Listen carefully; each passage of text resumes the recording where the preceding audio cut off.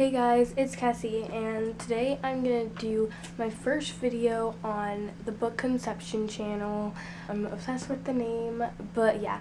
Today I'm just gonna do a book review, and the book I'm reviewing is the book called Your Brain on Childhood. And the reason I'm reading this, it's by Gabrielle, Principe, and the reason I'm reading this is because recently I've realized that I wanted to become a therapist, a psychologist, in other words, or a counselor to help other kids. I don't know, I just want to do that. Like, it seems so fun, and I just really want to like help out kids and teens when I'm older. And yeah, this book is like an interesting book about psychology. It's like about, she explains evolution, she explains how the child's brain works, and it's just this really good book, and it's not hard to understand at all. Like, she uses easy terms and describes everything like in such good detail and helps you picture it in your head, and I just love this book, and I'm looking forward to reading other books by her if she has other ones, because this book is so interesting. And it's cool because I take notes throughout the book. That's why there's a bunch of bookmarks.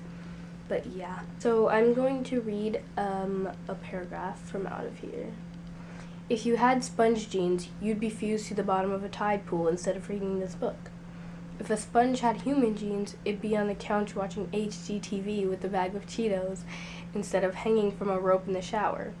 But if genes are really what make humans human, how do we resolve the fact that we share 99% of our genes with chimpanzees, 98% with gorillas, and 40% with bananas?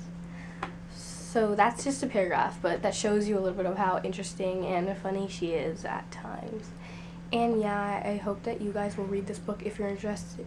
If you're interested in psychology, because if you're not interested in psychology or therapy, then I doubt, or like the study of the brain and mental illnesses and stuff, then I doubt you'll be interested in it. But if you are, then you should definitely read it.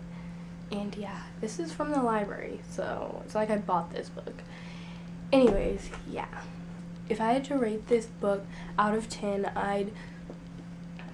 even though I just started, based on what I've read so far, I'd rate it a 7.5 out of 10 because it's a really good book, but I guess sometimes it does get confusing. But I think it's meant for adults and not teenagers, so that's why.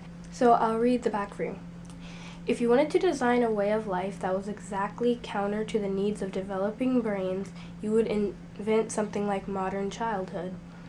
We strap newborns into bouncy seats in front of television sets and enroll them in early learning centers.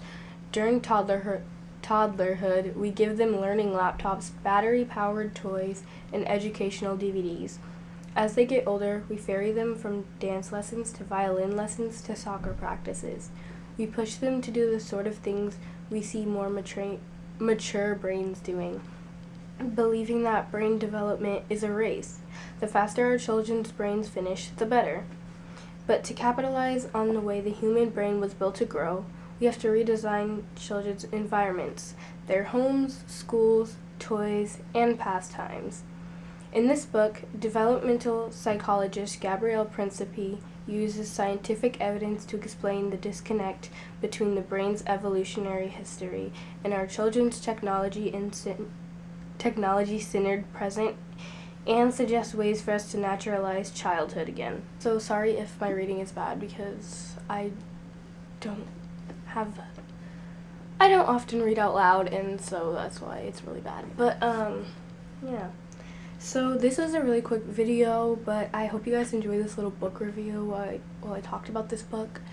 Make sure to subscribe, and I will see you guys all next Tuesday. Bye!